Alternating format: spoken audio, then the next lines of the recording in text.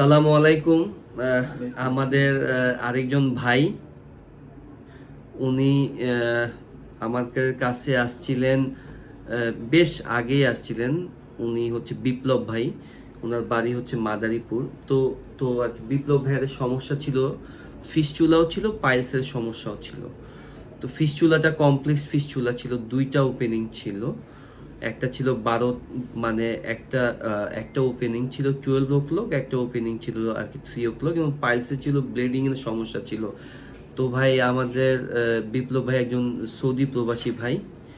তো উনি অনেক সমস্যা নিয়ে আমার কাছে আসে, পরে আমরা তার সাথে কথা বলি, আমরা অপারেশন করি 28শে নভেম্বর।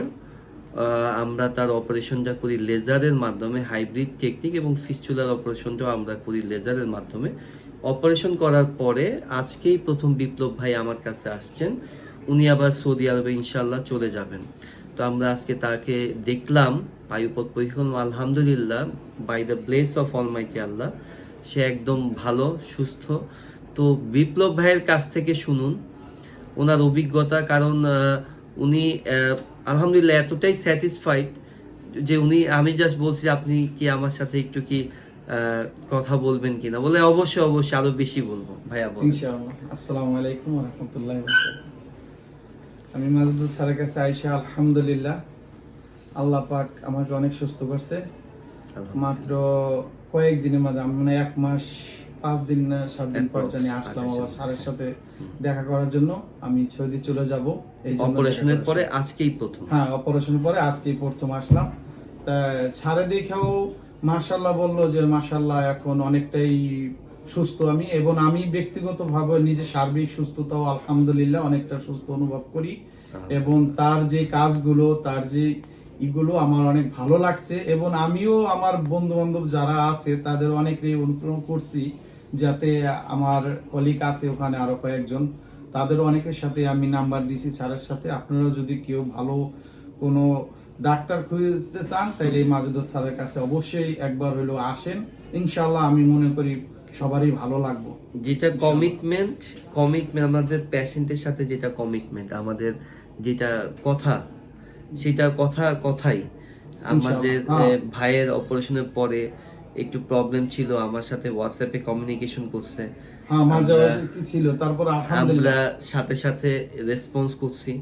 রোগীদেরকে আসতে হয় না, কোনো পেশেন্টকে অপারেশনের পরে 1-2 দিন 3 দিন পর আসতে হয় না। প্রবলেম হলে আমি সাথে সাথে রেসপন্স করি, বলে দেই, অনেক সময় ফোন করি, অনেক সময় ভিডিও মেসেজ পাঠাই।